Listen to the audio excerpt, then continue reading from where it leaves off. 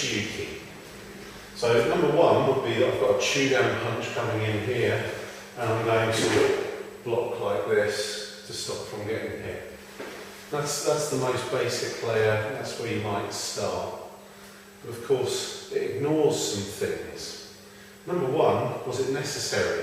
If that punch is coming in from over there, I could just move out of the way.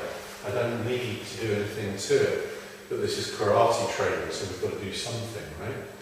Number two would be that when I did the move, I just did this and didn't bother using the two hands that we're always practicing with. So if we're always practicing with two hands, we should probably use two hands.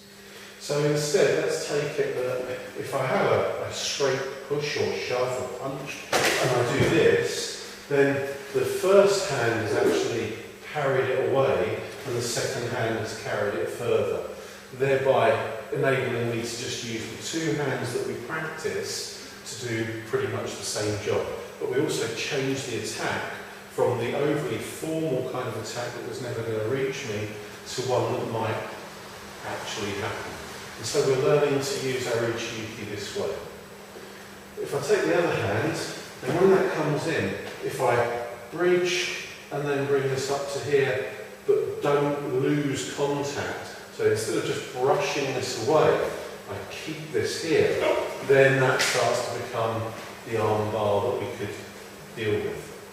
And then if I've got that going on, then maybe I'll just stay here and learn to use it against their elbow as our application for this week. So what we had there was the pushers come in, trap the limb against us, and this is a very good sort of method of trapping. And then I've hit back of the elbow at the triceps tendon and rotated it over. And of course, if there's a wall right there, it's even more useful, right?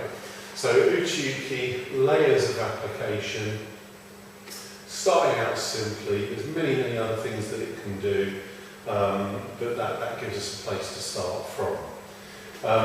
Looking at all our other ukis, you can see that they all work along the same lines. There's a layer that we practice for the sake of getting used to doing the movement, and then there's a layer that's for the sake of a quick shift and get away, and then there's a layer that's potentially for causing harm if it was necessary.